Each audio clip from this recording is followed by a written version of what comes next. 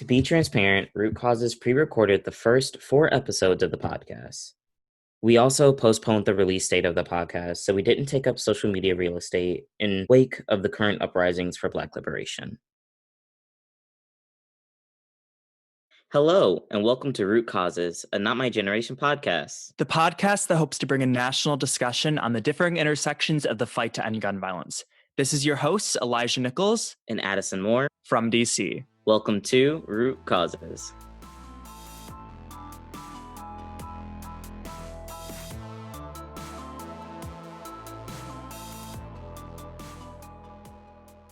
So, Addison, how are you doing today? I'm doing good. How about yourself? I am doing really well, actually. I am taking time for myself, trying to really absorb the sun because it's pretty nice outside. I'm just trying to have a nice me day. So, how about we let the listeners know who we are? Yeah, my name is Addison Moore. I use they, them pronouns, and I am the Diversity and Inclusion Director at Not My Generation. And what that looks like in my role in the organization is really ensuring that the work that we're doing is accessible, the voices are diverse, and really ensuring that we are acknowledging the different people who are involved in the fight to end gun violence, who are doing gun violence prevention work as we as an organization continue to progress in the gun violence prevention movement. Yes, we love to see it. Thank you for your work, Addison. Thank you.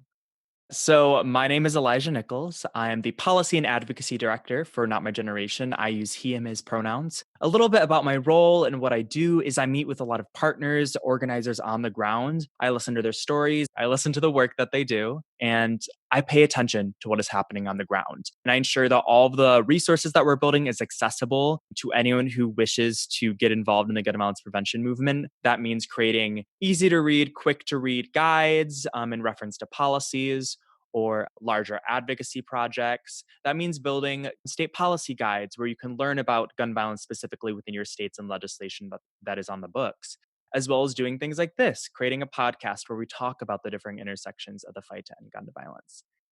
That's just a brief overview of a little bit about my role. Also, I am the sort of head of a very awesome committee of dedicated gun violence prevention organizers, the Policy and Advocacy Committee. So, shout out to them. So, Addison, how about we talk a little bit more, not only about our role in Not My Generation in the larger movement, but how we got involved in the gun violence prevention movement in general? Yeah. So for me, the reason why I got involved in the gun violence prevention movement is in high school, especially, I realized that when we started having conversations around mass shootings specifically, I felt really disconnected from those conversations because that wasn't my reality necessarily every single day. So I was trying to figure out, how do I talk about the way that gun violence works in cities and how that looks like for low income folks or marginalized communities? Because for me, I felt like the stories and the ways in which mass shootings are talked about, whether it was policies or the work that was being done in those movements, I felt like that didn't reflect the stories that I heard and saw and had experienced with a lot of my peers and classmates. And so we initially had did a student walkout. It was interesting how there were so many students in my school who were passionate in general because it was around the 2016 election. And so then when there was another student walkout being planned, it was, I believe it was right right after Parkland. And that was when I talked to the administration at my school and I was like, hey, there's this walkout happening. And I think that if we don't want students to walk out, because at my school they could get suspended, and that messed up college recommendations for some people because they were just worried about how that would impact them. So I was like, how about instead of the walkout, what we can do then is take that 17 minutes that people would have taken to go outside. And instead, we would stay inside and have conversations and talk about what people want to do in their communities and what ways would they like to get involved. And that really inspired me to continue to try and find ways to bring more diverse voices to the gun violence prevention movement, because knowing that there are so many people in my school who wanted to talk about gun violence prevention and who wanted to understand how can I fight the system that I really don't understand in my community, but I know I don't want it to exist anymore. And I thought it was really powerful because the people who were passionate were like, well, how do I continue to do this beyond the 17 minutes that we're having in class, and really thinking about what impact we can have on our communities and how we can continue to keep our people safe and making sure that they have access to the things they need so gun violence isn't a solution that they have to go to in order to meet their everyday needs. Thank you for sharing a little bit about yourself. I always love to hear about people in the larger movement and about people on our team specifically and how they got involved in the fight to end gun violence. So thank you, Edison. Yeah, of course. How about you, Elijah? How did you get involved? I got involved in the fight to end gun violence a little bit before Parkland, actually. My uncle was shot and killed February 1st of 2006. And so I knew gun violence from a very young age. It wasn't in a mass shooting. It wasn't in a domestic abuse situation. It was in a situation where he had to, frankly, turn to selling drugs to make money because his day job wasn't cutting it. And that is the reality for a lot of folks in this country, that they can't make ends meet with their everyday job because they don't have proper protections. They don't get proper pay and benefits. So he had to turn to selling drugs. And because that field is so underground and it's comes with that level of danger, he was shot and killed.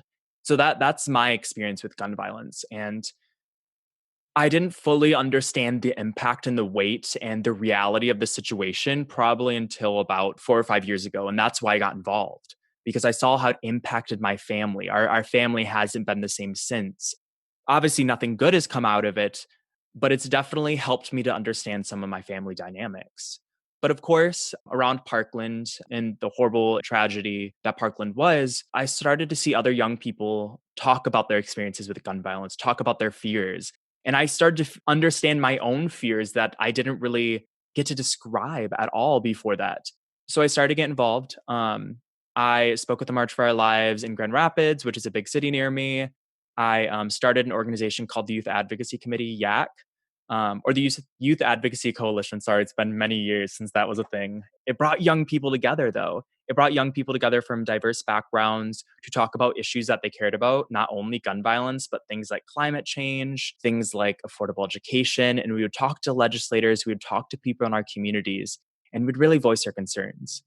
So, a lot of my experience in organizing, while most of it has been gun violence prevention, it didn't always start like that. I did a lot of LGBTQ plus advocacy and general youth advocacy before that. But I'm happy to be where I am today, being involved in so many different movements, and specifically in the gun violence prevention movement, working alongside someone like you, Addison, working along someone like Catherine, Madeline, Lindsay, Zoe, Pranav, our amazing team, as well as the amazing people across this country. So that's a little bit about myself. Why don't you tell us how this began, how Root Causes began? Yeah, I remember in the end of 2019, me and you, Elijah, were talking about how do we have these conversations around other really big and important movements that, in some sort of way, intersect with gun violence? Because we were trying to figure out how exactly do we have this conversation, not just for us, but for a lot of the people who work with Not My Generation to really understand how there are different intersections in the fight to end gun violence. Thinking about class oppression, thinking about race, thinking about gender, and really understanding that those things are in some sort of way connected to gun violence. And this podcast really was born out of the attempt to bring about that discussion by highlighting the work of amazing community organizer, academics, and political figures that are deeply involved in the fight to end gun violence and all forms of oppression that are linked to this form of violence. And being able to have this conversation in this way with other young organizers is also really impactful because I think that young people understand these things and or are learning about these things that don't necessarily have the space to do that, and being able to have a team of really amazing youth organizers put together, speak and engage in this podcast. And I'm really excited about Root Causes becoming a thing because I don't think we have that opportunity to have a completely youth run and organized conversations like this. And I think this is really in order to bring about that discussion that I mentioned and really trying to tackle the different intersections of the fight to end gun violence because I think there are different issues that we all are impacted by in some sort of way that somehow gun violence connects to that we may not always think about or really understand. All right. So as we mentioned before, this episode was pre-recorded. I mean, we just wanted to give space to talk about kind of the current climate of the gun violence prevention movement as well as the Black liberation movement. I think it's really important, Addison, right now that we acknowledge like where we're coming from. Not My Generation organization that is dedicated to the liberation of all peoples is simply put in all of our value statements and are about us because we understand that the gun violence prevention movement at large, it's not really about gun violence prevention for everyone, unless it is about Black liberation, plain and simple. I also think it's important to acknowledge that right now, me talking about this is a bit strange because I am a white man. Although I am queer, I still don't understand the plight that Black individuals have in this country. I can listen to the stories like we all should be listening to and be in the streets with Black individuals, Black organizers, with white folks, with non-Black folks. So I encourage anyone who is listening who is not Black to go to the streets if you can, to donate, to sign petitions, to make calls to elected officials or just officials in general, and let them know where you stand on everything going on and uplift the work that Black organizers are doing on the ground as well. I think also for me to be transparent about who I am as well, I am a Black, queer, and trans person. And I think that understanding that there's been a lot of feelings right now, just because there's a world that we're living in where a lot of folks didn't believe that defunding or abolishing the police was attainable. And it's been shown that with enough action, enough not just Black bodies, but allies in general fighting for the same thing, there is a world where racial equity is possible and where Black folks can be liberated. And so it is, what's the best way I can say this?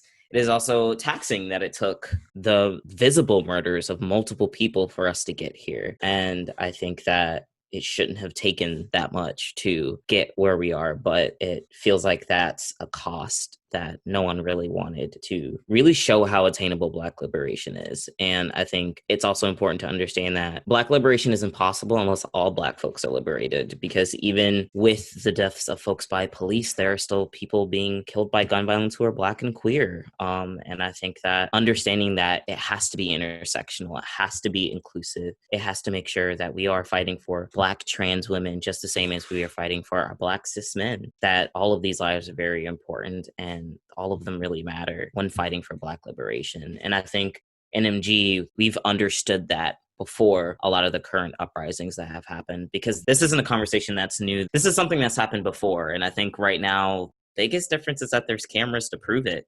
And I think understanding that, what people are feeling right now is built up over years and years of oppression, of systemic racism. And I think that understanding that is really important in continuing our fight, because the police are just another type of gun violence that is a literal fear for many Black folks that they have to understand that their life could be taken by police officers, and understanding that this is a fight for life. It's not just wanting to abolish the police just because that's what we want to do, but it's for the safety and well-being of Black folks and making sure that they're able to live their lives to be kept safe. Like, if the job of the police is to protect and serve the community, why is it that there are parts of the community that don't feel that way? And I think understanding that abolishing and defunding the police in order to create measures that actually protect the well-being of Black folks, that actually invest into their safety, is really important. And NMG, we've done a really great job before a lot of these current uprisings have happened to even acknowledge that, thinking that earlier this year, just like releasing shirts saying police violence is gun violence is super important to understand that, allyship and Black liberation, waiting till an uprising happens isn't the only time that you should be fighting for Black liberation. It should be all the time, anytime. And I think that NMG has done a really great job of being intersectional about that, being very understanding of where we are and how we can continue to get better. Because I think understanding what it's like to serve and be there for Black folks, it means to also include them. It also means to uplift those voices, uplift those stories, and bring them into leadership, bring them into the conversation. And I think that a lot of organizations right now, there is a struggle to understand what that means. Because since, some of our episodes are pre-recorded, we had a chance to talk about what that meant in our Black liberation episode, where, we got a chance to talk about the gun violence prevention movement and Black folks, and what does that mean and what does that look like when it comes to Black liberation. And so I think right now it's really important for us to talk about why we're doing the work we're doing, why it's important to have these intersectional conversations, because I think even within what's going on, we have to, like how I mentioned earlier, acknowledging how Black trans folks are included in these conversations, and how when we're talking about Black lives, making sure that we're talking about all Black lives. Like, Black women still are not being acknowledged in the way that Black men are. We have Breonna Taylor, who is kind of being forgotten in a lot of the demonstrations and a lot of the conversations. And George Floyd had justice brought to the people that partook in his murder. But Breonna Taylor's murderers are still free right now. There's not as much consequences for them. And I think it's really important to acknowledge that being intersectional and understanding why gun violence prevention is really important, and why when we're thinking of police, it's not just the cases we see in the news. It's not just the videos or the reports that we get to hear about. It's about the ones we don't hear about as well. Not even just police violence, but thinking of folks who are just impacted by gun violence in general. Making sure we're really acknowledging that is really important. And I think Root Causes does a really great job of continuing to understand those intersections and talking about the different ways in which people are affected by gun violence, especially right now. Understanding intersectionality is so important because right now folks are like, we don't understand. Why is it right now that we're talking about Black liberation, but we've been talking about different ways Black folks have been oppressed and Black folks have been impacted by a system that was never really built for them. And so understanding the different ways in which that happens can really, with an equity mindset, is really important to understand why, especially in gun violence prevention, that you can't just talk about gun violence itself in order to prevent gun violence. You have to talk about the ways in which folks are impacted by different systems, whether it's their gender, including race, including class, even the neighborhoods and the places that folks live, how the education system impacts folks. It's just understanding all those different avenues are really important, and not just the fight for gun violence prevention, but also in the fight for Black liberation as well. Absolutely, absolutely. I think it's really important that we acknowledge that Not My Generation hasn't done enough, because I don't think any organization has done enough in this front. We're attempting to at every single turn. And I think it's important to acknowledge that internally, we've been doing police abolition trainings for the last month and a half now. We've been having this conversation and we've been dedicated to police abolition, but we've also been acknowledging, since really the conception of Not My Generation, acknowledging how systemic racism and capitalism are so deeply tied together. They are family together. And I think it's really important that gun violence prevention organizations and the gun violence prevention movement takes that stand against racism and against systems of oppression, of capitalism, of the symptoms that come from that, of poverty. Talking about how gun violence prevention isn't just gun policy. It's not just putting a police in communities. It's not that at all. It's about investing in Black communities. It's about investing in trans communities. It's about investing in Latinx communities. It's about investing in the community so they don't feel like, quote unquote, crime is the solution to their problems. It's about creating a new world, something that is imaginable. I think the time has come for the gun violence prevention movement to acknowledge this. And frankly, if you're an organization or if you're part of an organization and you're listening to this, ask yourself, what are you doing? Ask yourself, who are you uplifting in this time? What are the structures that you're perpetuating look like? Through your daily actions and the conversations, through the policies that you support, I think it's really important as well, especially being the policy and advocacy director for Not My Generation, trying to always bring that conversation in of looking at this policy. Is this just putting police in communities? Because at the end of the day, I think a lot of gun policies on the table, they're just perpetuating a system that is inherently racist by over-policing Black and brown communities, by over-policing impoverished communities. And it's absolutely disgusting that the gun violence prevention movement, if we're being honest, is perpetuating a racist system. And we need to acknowledge this. We need to acknowledge this, especially non-Black individuals right now, that the gun violence prevention movement has a hell of a lot to do to be better.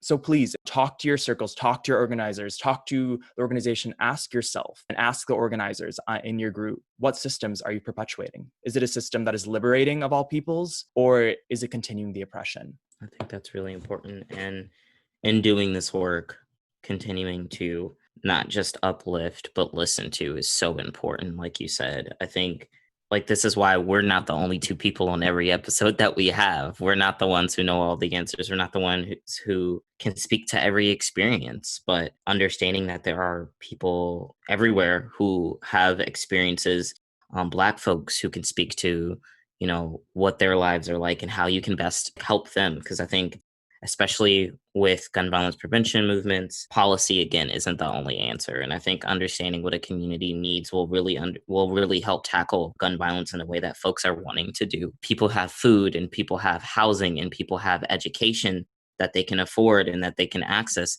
There wouldn't be as much of a need to commit crimes that, are really just to make sure they can survive.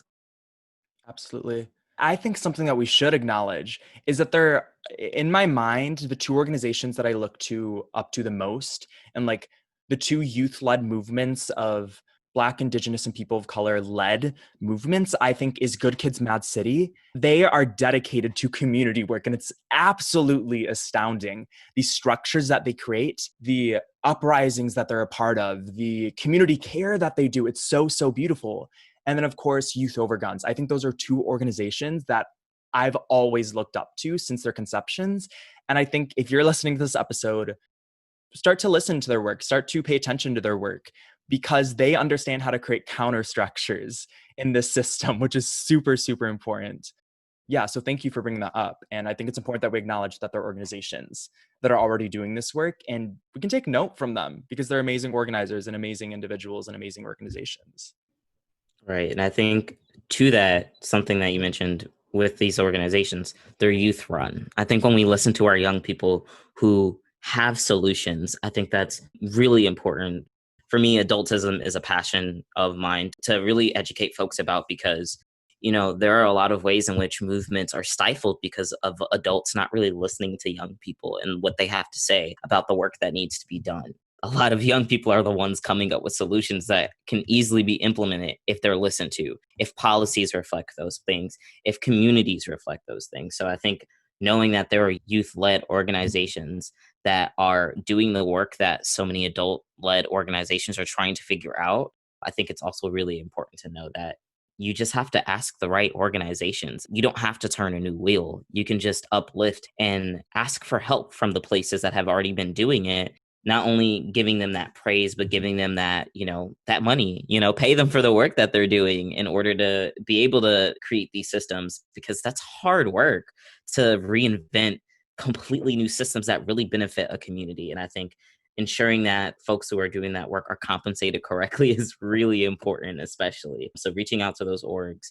and asking them what they need if they do need anything. And I also think it's important to, like, yes, we're talking about adultism right now, but we as young people, specifically like privileged young people, and I think wealthier young people, need to understand that these ideas that we're really advocating for right now in response to the brutal killings and brutality towards Black Americans, these ideas of defunding the police, of police abolition, of tackling poverty before putting police in communities, these aren't new ideas. So if there's any young people listening right now, please acknowledge our forefathers, foremothers, our siblings that have been doing this work for hundreds and hundreds of years. There's been police, prison, slave abolitionists for hundreds and hundreds of years that say the names of individuals that they were fighting for, like Breonna Taylor. We're fighting for Breonna Taylor, plain and simple, as Not My Generation, but as a movement as a whole. We're fighting for Julius Allen Ray Johnson. We are fighting for Tony McDade. We're fighting for the multitude of individuals. And we're trying to create these systems in honor of their names, in honor of their life. So please, if you're a young person, acknowledge the organizers that have been doing the work on the ground for hundreds and hundreds of years. Acknowledge why we are doing this work. And acknowledge who has been affected by our lack of work that some of us have been doing. Because it's super important to be honest about what you have done. So please, please, please, if you're a young person listening, take those steps, get involved. It's incredibly important right now for the sake of Breonna Taylor, for Julius Johnson, for Tony McDade, for Ahmaud Arbery. Please, please, please get involved. Thank you for listening to Root Causes, a Not My Generation podcast. We hope you enjoyed the discussion around a new project and the movement for Black liberation across the country. Please join me, Addison, the Black host, this upcoming Saturday for an episode on Black liberation with two special guests. In solidarity, Elijah Nichols, Addison Moore.